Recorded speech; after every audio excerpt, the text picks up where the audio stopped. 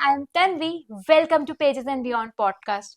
Today I am thrilled to have Shreya Garg on board to discuss about balancing work, life and content creation. Shreya is the perfect guest for today's episode because she herself is a content creator. Along with that, she manages her 9 to 5. Hello everyone. Before we dive into the main part of the conversation, why don't you tell our audience about your journey and how you have started? It all started back in 2020 with my passion of photography. So it helped me in various ways. When I was going through heartbreak, it helped me to, it helped me to focus myself somewhere else. And through photography, I could really connect with nature, and I could really see the beauty that I was missing always. So this helped me. So my sister and helped me. So told me that maybe you should create a page. So yeah, I like that idea, and I came up with a page named Enlightening Pictures, and that was the start of my content creation journey. And I loved when I started posting pictures, people loved it, and I was so thrilled and I was so excited with this whole content creation process. And I loved creating various pictures, I loved editing. Then an era of reels came. Then in that era, I saw people creating videos out of nature and everything. So I started with that as well. And slowly and steadily, it all became part of content creation. And now, but you know, while I was doing it, I figured out that maybe I was not creating an impact that I wanted to, do. Maybe it wasn't fulfilling me from within. I was just posting pictures out there, I was posting reels out there, but I was not creating an impact. So something was missing, and I started out to search that missing thing, to search that what was that thing which is missing, that is not fulfilling me. So uh, I started traveling, I started posting traveling content, but I felt happy for some moment of time, but then also I felt that no, this is not something that I was looking for, I need something more. So I can't, I wasn't able to figure it out. I used to cry a lot that I'm not able to figure out what my purpose is, what I'm here for. Of course, there was software engineering that I was doing together with that, and it was going pretty great, and I would not complain about that. So everything was very good work life balance and everything, but still there was something which is missing. So after that, uh, I came across, because I had also started with meditation and workout and everything. So it was all going together, but I had never considered it that I would someday create a page on that. So after 2 years of meditation and doing personal and you know journaling and meditation and exploring yoga and everything and exploring workout, so I started tracking all of those things, and I thought that maybe I should work on myself first, then I'll figure out what I want. So when I started working on these things and I started tracking them, used to track them monthly, weekly, I used to journal about it, I have a vision board. So when I started with this, and I used to talk with my friends, so they were also going through some stress or maybe heartbreaks, which is very obvious nowadays, Obviously, right? yeah, right. So also I was also going through a heartbreak, very major one. So I started exploring things, how we can, maybe work on this, maybe work on myself. So uh, when I started working on this, when I started working on myself, I saw that this is the best investment we can make. You know, you investment on yourself gives you 100x returns. 100x, right. That's completely correct. And I have also noticed like you used to make content, but Yeah, somehow you stopped doing that in between, and you have restarted recently. yeah. So what motivated you to do that? Exactly. So when I was amidst all of this, I was under a lot of stress and I didn't know what to post. That told you that I wasn't feeling fulfilled, so I stopped it. I stopped it there. Do you remember the conversation we were having 1 year back, that I don't know what to post and I don't know if I should go with this page or should create the new one. I wasn't sure about it. So Yeah. I gave it a stop. I said, let's work on ourselves. So I started working on myself. And it actually helped me. It held me from within. And people also started appreciating that. I felt a good, you know, I felt a very vast difference between my energy then and now. Since you mentioned about your energy and growth from the past 1 year, I must say that is commendable, and I've seen your growth scrolling through your Instagram. You create conceptualized content. I would like you to tell our audience about the strategy between approach and execution of your reel ideas, because those appear so personalized and emotion ranging. So, Okay, so I actually go through a lot of Instagram content, how people are creating it. So I was looking through one of the videos where one of the creating creation based tutorials. So where I found out that you have to observe people's reels and videos to create your own. So a lot of observation has gone was there in this process. So I observed a lot of content. So, and I was not consistent in it, that because I had, I had came from a break, and now I have started something new that that has to, started afresh. yeah, actually very fresh and page, and where I have to be very consistent so that the new followers, the person who are following me, should trust me, right? So for that I had to be consistent. So I went through a lot of Instagram reels. I studied them, and then I found out, let's do something different. Let's come up with 21 days glow up challenge. So when I so there were various things why uh, I came up with this challenge, because number one, it will make me consistent. Number two, people will relate with me. Like uh, because I am going through my morning routine, people will relate with me, and number three, people will get inspired, and they will also start with that. So here I am bringing an impact. Also, I am making myself consistent through that, because now what happens is, when I wake up, I have to wake up at 6, because I know I have to show myself up in front of people, and they are waiting for the content, because it is a 21 days challenge. So they are waiting, and if I'm not posting it, they'll ask me that, where is your 21 days challenge, day 3 or whatever. So yeah, that is why I started with that So, since you mentioned content. about challenge, so how does a curation of challenge help you build your brand? Yeah, so what I have done in last 1 year, this is all the crux of it. So whatever I am doing, so I have heard somewhere that personal branding is, what is personal branding? Personal branding is something that you do and you learn eventually in your life, and now you are showing it to the world. So this is what personal branding is, and this is what I did exactly. I was into meditation, mindfulness activities, journaling, and everything, and this helped me a lot. This was my character. This built up my character. This helped me through those hard times, and so I presented it to the world. This is how showed I was showing myself that this is who I am, and this is how I can inspire you. That's amazing. So, since you also mentioned about number game, like you do it because you want to see more people coming up, and the people are waiting for your content. So, how much is number game important for you when you are doing it for yourself? Number game, you mean reels and followers. Yes.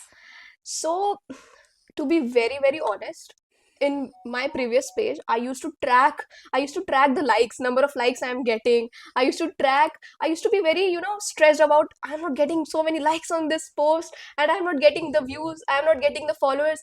But very honestly, in this, I was doing it for myself. So I was doing it for people as well, but this was, I was showing up my journey. So here I was this I had started a new fresh page, so I had to be very gentle with myself. I didn't want to stress myself up on this.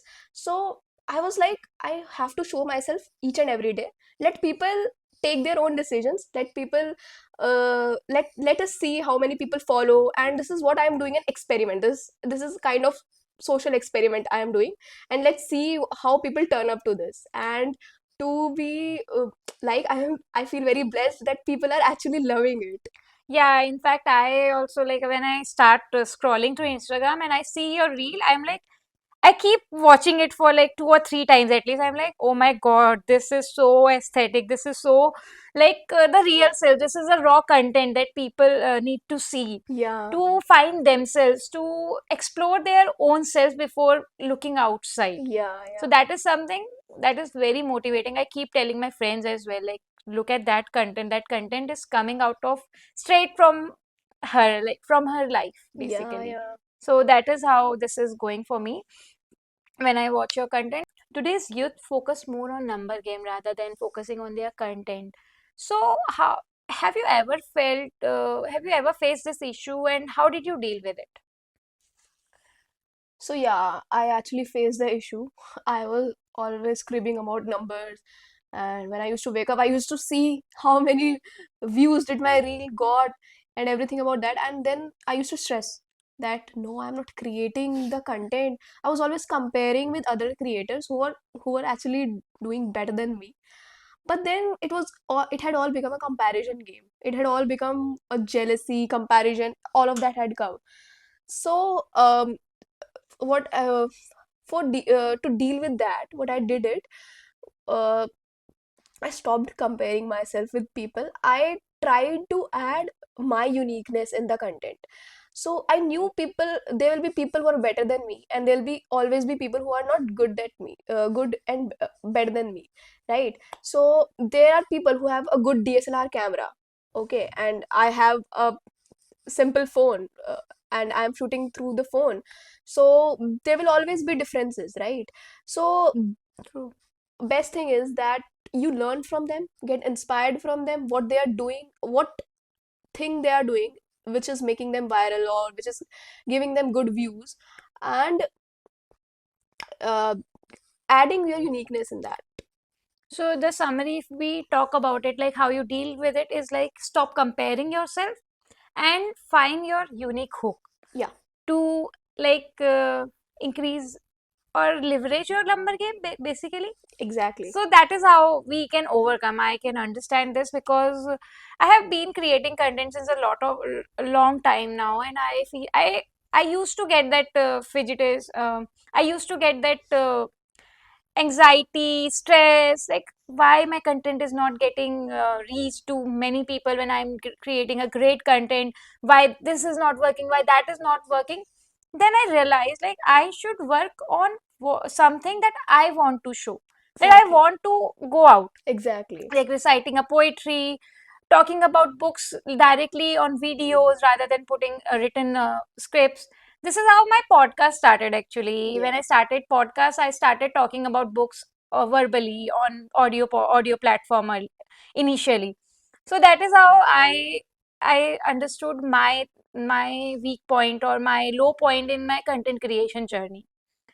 Apart from that, I have one more question from you. Since I am also a corporate employee and I am creating a lot of things, I am working on my passion like blogging, writing books, and podcasting. So many times I fail managing my time. So, what time management tips would you like to give me and our audience? Time management was a biggest challenge during this, because you have to take care of your job as well, and you have to create content, and content requires a lot of creativity, lot of you know you have to deal with the creative blocks as well, and you have to be very raw, because my content is it has to be very raw, otherwise people won't relate with that, right? So for that, I started waking up early, and I started I created my whole schedule, okay, I sat down and I created a plan for myself where I dedicated at least 1 hour to shoot or create, right? uh, Either I'll shoot in that 1 hour or I'll create, and I have to wake up at 6. Otherwise, this won't be possible, right? And so, also in that 21 days glow up challenge helped me in that, because I had to wake up at 6. So when I was waking up at 6, so and people are accountable, right? So I got that 1 hour block. I plan and I execute that content. So Oh, this is that how I that's do it. that's uh, that's something we all need to do it actually. If I talk about myself, I see we do a lot of things. There's a lot on my plate if I talk about myself. So doing everything every day, I don't think that is possible and that should be Exactly. done. Yeah. There should be a plan, a long-term plan, or as we call like short-term goals, long-term goals. We should have short-term plan, long-term plan, Exactly. so that we can put things, we can divide things like on this day I'll do these things, on this day I'll do these things. So that ways we can just divide our time as we divide it for a day. It's like preparing your to-do list for a day. Yeah, So absolutely. that is how it is happening. If I also like mention, like since you are creating, I always mention like you create raw content, personalized content, you are showing your vulnerabilities. So how you react when people start judging you for that? How you like put up there? How you do you react, or you just let it go, or you have an answer to give to them? Yeah. So so I had a lot of comments from people. People did appreciate that. People appreciated my content, but I had a lot of negative comments of people were judging.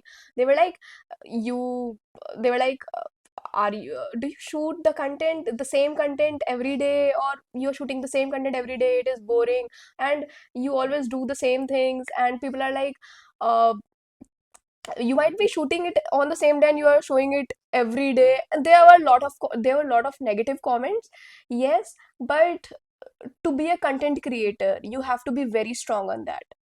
You have to you have to know how to deal with those negative comments.